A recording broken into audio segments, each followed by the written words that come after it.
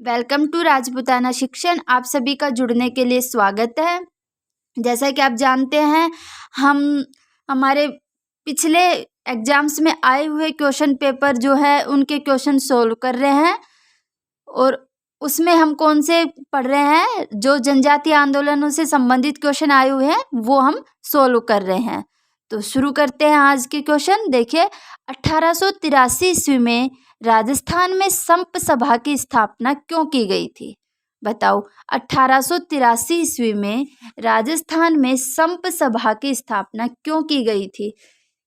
गोविंदगिरी जी के द्वारा की गई थी। क्यों की गई थी? आदिवासी भीलों को जागृत करने हेतु। किस लिए? आदिवासी भीलों को जागृत करने हेतु। अगला क्वेश्चन है, सुरजी भगत राजस्थान की किस जनजाति के धार्मिक सामाजिक सुधारक थे?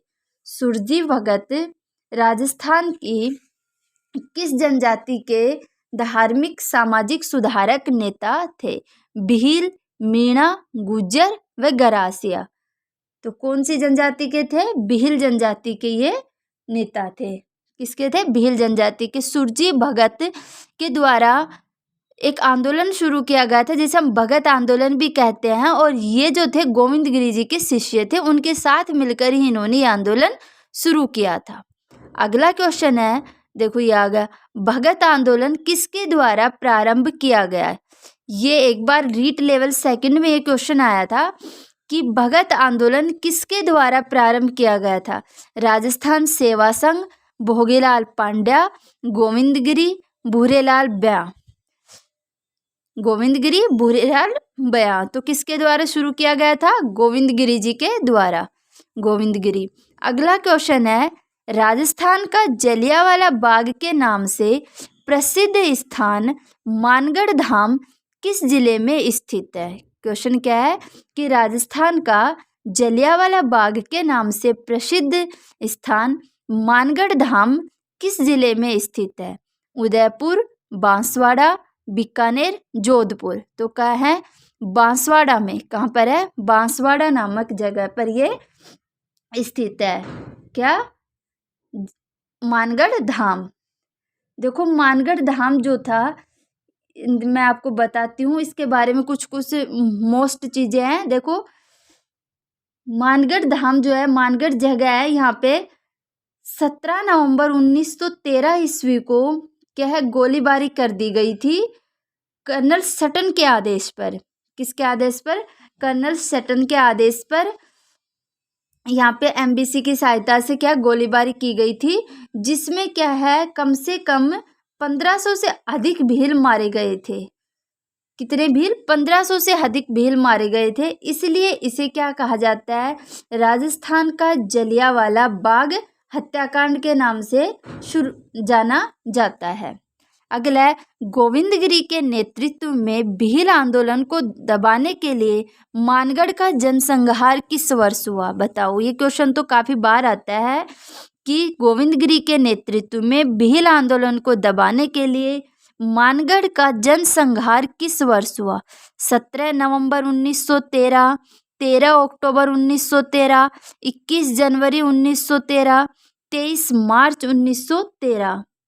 बताओ कब हुआ था? ये जो हमारा 2021 में वीडियो का पेपर हुआ था उसमें भी पूछा गया था ये क्वेश्चन।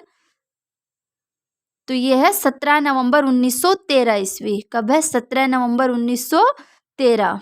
अगला क्वेश्चन है, संप सभा का प्रथम अधिवेशन कब हुआ? बताओ, 1885, 1899, 1906 ईस्वी, 1903 ईस्वी।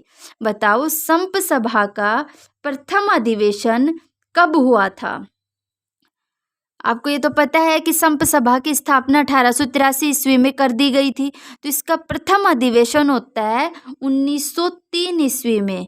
कब होता है? 1903 ईस्वी में। साथ ही ये भी याद रख लो, इसका द्वितीय अधिवेशन भी होता है जो 1913 ईस्वी में होता है। कब होता है? 1913 में। अगला क्वेश्चन है, मेवाड़, वागड़ और आसपास के क्षेत्रों में भीलों में सुधार लाने हेतु लसाड़िया आंदोलन का सूत्रपात किसने किया? कि मेवाड़, वागड़ जो इसके आसपास के क्षेत्र थे वहाँ में सुधार लाने हेतु एक आंदोलन शुरू किया गया था, लसाड़िया आंदोलन। वो किसने शुरू किया था? संत मावजी, गोविंदगिरी, मोतीलाल तेजावत, सूरमल दास।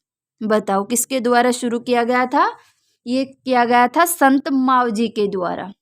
अब हम थोड़ा सा संत मावजी के बारे में वापस से पढ़ते हैं।